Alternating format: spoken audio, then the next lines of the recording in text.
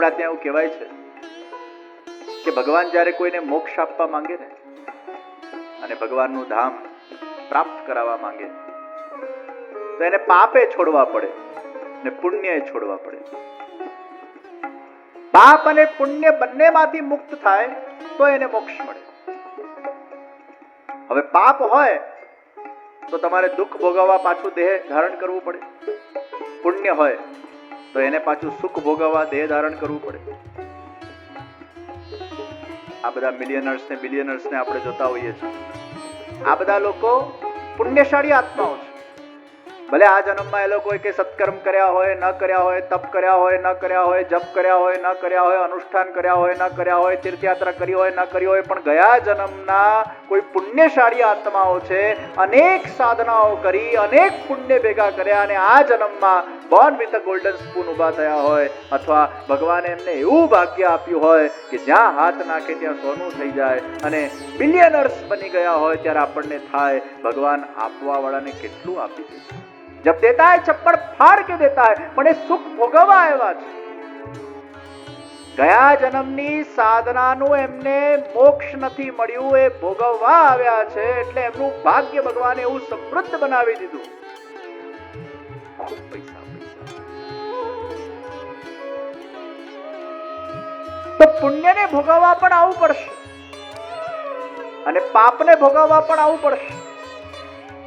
પાપ અને પુણ્ય જ્યારે બંને ખલાસ થાય ત્યારે તમને મોક્ષ મળે કે ભગવાનની ધામની પ્રાપ્તિ થાય.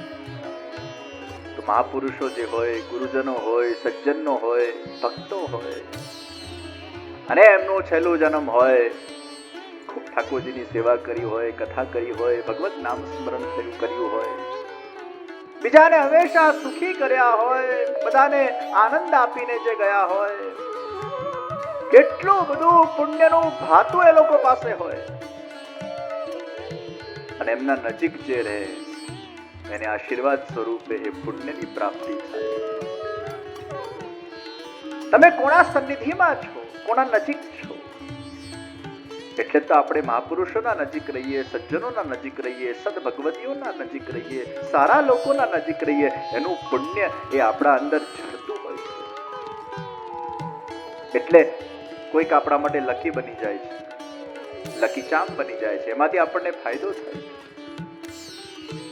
અને એ મહાપુરુષ કે સજ્જન કે એ ગુરુજન અગર એની આપણે નિંદા કરીએ, કોઈ સારા વ્યક્તિને આપણે ખોટા ખોટા આક્ષેપોથી, પાયા વિહોણા આક્ષેપોથી અગર એને નિંદિત કરવાનો પ્રયત્ન કરીએ, એ વ્યક્તિ માટે સારું છે કે એના જે કંઈ પણ યત્કિંચિત દોષ છે ગયા જન્મના કે આ જન્મના, એ દોષનો ટોપલો એ જે વ્યક્તિ નિંદા કરે છે એના માથે જતો રહે છે. નિંદા કરવા વાળા વ્યક્તિના માથે એ મહાપુરુષના દોષનો કે અપરાધોનો એ ટોપલો જતો રહે છે. એ મહાપુરુષ માટે સારું થયું. આ ક્લિન્ઝિંગ થઈ ગયું ભાઈ, એને ક્યાંક મૂકીને જવાતા. એટલે સારા લોકોની નિંદા નહીં કરવી. સારા લોકોની નિંદા કરવાથી આપણા ભાગ્યમાં અવરોધ આવે છે. સારા લોકોના સન્નિધિમાં રહેવાથી, એમને વેલ્વિશ આપવાથી, એમના માટે ભલું વિચાર કરવાથી, એમની ભલાઈ, એમની સારાઈ, એમના ગુણ, એમનું પુણ્ય એ આપણા જીવનના અંદર આવી જતું હોય છે. એટલે કદાચ તમારી પ્રશંસા થાય તો હરિની કૃપા, તમારી નિંદા થાય તો હરિની ઈચ્છા. હરિની કૃપા એ પ્રશંસામાં માનજો, એ પ્રશંસા હરિની છે, તમે તો નિમિત્ત બન્યા છો. હરિની ઈચ્છા એ નિંદામાં માનજો, એમાં ક્યાંક તમારું ભલું થવાનું છે, ક્યાંક તમારા દોષો કપાય છે, ક્યાંક તમારા દોષો ધોવાય છે. એની ઈચ્છા તો નિશ્ચિત શિશુપાલ જેવા ભગવાનને ભટકાયા તો આપણને ના ભટકાયા. એક પરિવાર મને એવું બતાડો આ વિશ્વના અંદર કે ભગવાને એની कसौटी ना લીધી હોય.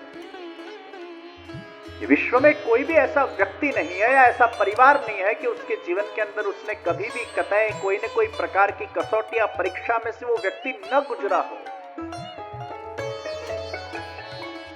એક પરિવાર એવો બતાડો કે ક્યાં એના જીવનના અંદર ક્યાંય પણ એને વિશ્વાસઘાતને અનુભવ ન કર્યો હોય. એક પરિવાર એવો બતાડો કે ક્યાં એને કોઈકને મદદ કરી હોય ને પૈસા પાછા ના આવ્યા હોય. ક્યાંક તો એવું બને ભાઈ, આપણે મદદ કરવા ગયા હોય પેલો પૈસા જ પાછા ના આપે, એ બધી આપણી ખરાબ લક્ષ્મી જાય છે. આપણને એવું થાય કે મારા પૈસા ફસાઈ ગયા, પૈસા પાછા નથી આવતા, હવે તો હરિની કૃપા ના આવે કદાચ. અને પછી આપણે આપણા જાતને કોશીએ, આ કયા કાલમાં મેં આને કયા ચોઘડિયામાં પૈસા આપ્યા, પાછો આપતો જ નથી. અને પેલો ફોલોઅપ કરી કરીને થાકી જાય, એ ઘણા વિદેશ ભાગી જાય. હવે ક્યાં હતું, એટલા બધાનું કરી જાય, 8-10 કરોડનું કરી જાય, બધા પાસે લીધેલા હોય, એ વિદેશ ગુમ થઈ ગયો, ક્યાં પકડવો? એસા ચૂના સબકો લગા, અહીં બેઠા હુआ બધા કેટલા લાગ્યા હશે. અને આપણી ઉદાર ભાવના, મદદ કરવાની ભાવના હોય. અને ઘણીવાર એવું બને, સામે વાળાને આપવાની ઈચ્છા હોય પણ બિચારો એને કસે આપેલા હોય, અને એવી મોટી સાયકલ ચાલતી હોય, इसने इसको दिया, उसने उसको दिया, उसने तीसरे को दिया, तीसरे ने चौथे को दिया. ઘણીવાર પૈસાનું બ્લોકેજ થઈ જાય ભાઈ. દરેકના જીવનમાં આ કડવી દવા તો બધાએ પીવી જ પડે છે. એકાદ શિશુપાલ જેવો ભટકા, એકાદ પૈસાઓ બ્લોક થયા, એકાદ હેલ્થના પ્રોબ્લેમ થયા, એકાદ નુકસાનો થયા, એકાદ વિશ્વાસઘાતો થયા, આ બધી વસ્તુઓ બધાએ અનુભવી જ પડે છે. और यही तो भगवान की क्रीड़ा है. બધા હીરો બની જાય તો પછી પિક્ચર જોવાની શું મજા રે ભાઈ? વિલન હોય તો કઈક મજા રે. બધું સારું થયા કરે, સારું થયા કરે, તમે ઊભી જશો. કઈક તો ચેલેન્જીસ જોઈએ. સવાર ને સવાર જ હોય તો પછી મજા બગડી જાય. રાત છે તો સવારનું મહત્વ છે, દુઃખ છે તો સુખનું મહત્વ છે, અશાંતિ છે તો શાંતિનું મહત્વ છે, વિલન છે તો હીરોનું મહત્વ છે, નકારાત્મકતા છે તો સકારાત્મકતાનું મહત્વ છે, અરે બુરાઈ છે તો અચ્છાઈનું મહત્વ છે. Opposite attract. આ દુનિયામાં મીઠું છે તો નમકનું મહત્વ છે, નમક છે તો મીઠુંનું મહત્વ છે. એ બંનેનું મહત્વ છે. એકવાર એક સાસુએ કોઈકને કીધું, ઘરે મહેમાન આવ્યા હતા, સાસુ એવું કીધું કે મારી દીકરી છે ને એ ખાંડ જેવી મીઠી છે, અને મારી વહુ છે ને નમક જેવી ખારી છે. વહુ સાંભળી ગઈ. દીકરી એ ખાંડ જેવી મીઠી, વહુ એ નમક જેવી ખારી. અને વહુ સાંભળી ગઈ એટલે વહુ સાસુ સાથે ઝઘડી. સાસુમાં, તમે મને નમક બનાવી. અરે વહુ, તને ખબર નથી, ખાંડ કરતા નમકનું વધારે મહત્વ છે. અગર રસોઈમાં નમક ન પડે તો એ રસોઈ બગડી જાય. મીઠાશનું પોતાનું મહત્વ છે, નમકીનનું પોતાનું મહત્વ છે. ખાંડ અને નમક બંનેનું પોતાનું મૂલ્ય છે. ખારાશ પણ જોઈએ અને મીઠાશ પણ જોઈએ. મારો કહેવાનો તાત્પર્ય હતો કે મારા પાસે મીઠાશ પણ છે અને મારા પાસે ખારાશ પણ છે, અને બંને સ્વાદ મારા પાસે છે. જો ખાલી મીઠાશ હોય ને ખારાશ ના હોય તો જીવનમાં કોઈ સ્વાદ ના રહે ભાઈ.